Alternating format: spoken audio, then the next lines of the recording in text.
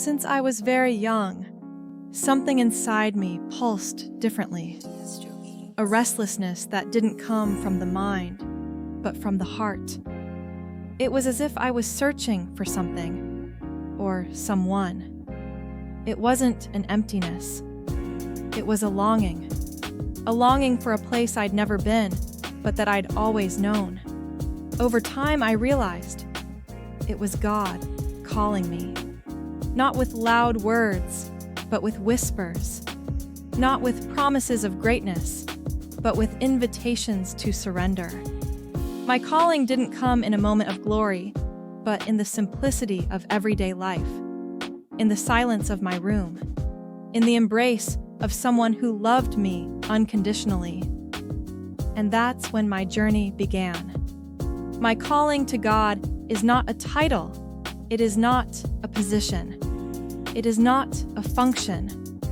It is to live love, to be a bridge, to be light even on cloudy days. It is to understand that wherever I go, I take the kingdom, that my hands are His hands.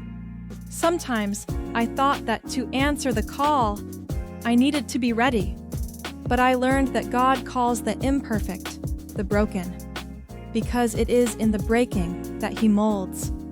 My calling is to serve, to listen, to love, to forgive. It is to fall and get up knowing that He never gives up on me.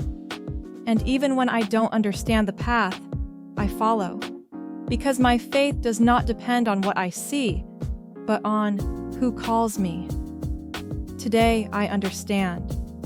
My calling to God is not about what I do, but about who I am in Him. I am a son. I am a daughter. I am part of something eternal. And this calling is daily. It is saying yes every morning.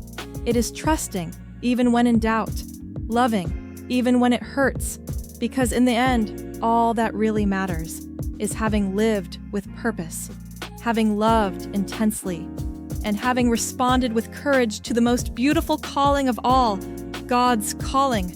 And you? Have you heard His?